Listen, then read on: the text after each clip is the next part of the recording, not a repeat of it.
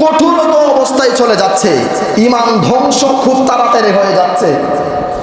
যত কষ্টই হোক, আপনি 10টা মানুষ যেভাবে চলে আপনার ইচ্ছে হবে আমি সেভাবেই চলি, কিন্তু আপনি তাদের থেকে আলাদা হয়ে এটা অন্যায়, এটা আমি করব না, 10 জন মানুষ করে না, করেছে আমি করব না, 10 জন মানুষ হারাম কাজ করেছে আমি করব না, 10 জন মানুষ ওই দিকে চলে গেছে আমি যাব না, আমি সঠিক পথে থাকবো, ইসলামের পথে থাকবো, আহলে সুন্নাত ওয়াল জামাতের পথে থাকবো, এই রকম মনোভাব নিয়ে চলতে আপনার বড় কষ্ট হবে।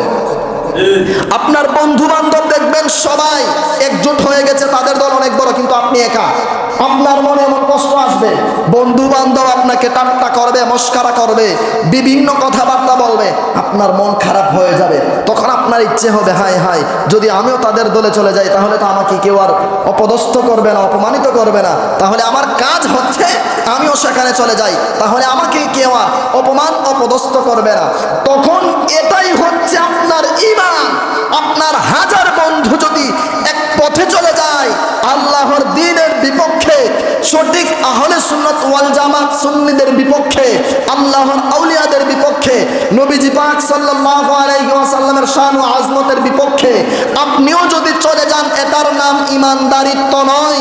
আল্লাহর রাসূল বলেন, হাতের মধ্যে জ্বলন্ত আংরা রাখতে যেইটুক কষ্ট হবে এর থেকে দ্বিগুণ কষ্ট হবে তার ঈমানটা ধরে রাখতে।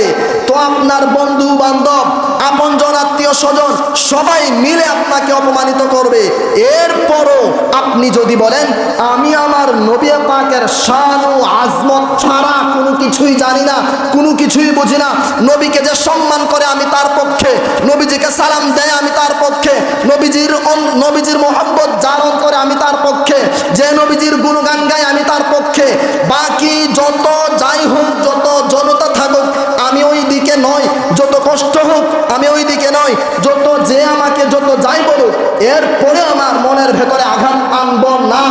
এরপরেও যদি আপনি শত আঘাত কষ্ট সহ্য করে আপনি আহলে সুন্নাত ওয়াল জামাত অর্থাৎ আল্লাহর রাসূল সাল্লাল্লাহু আলাইহি ওয়াসাল্লামের মহব্বত, প্রেম ও আজমত, শান মান নিয়ে বসে থাকেন, এর নামই হচ্ছে ঈমানদারিত্ব। সুবহানাল্লাহ।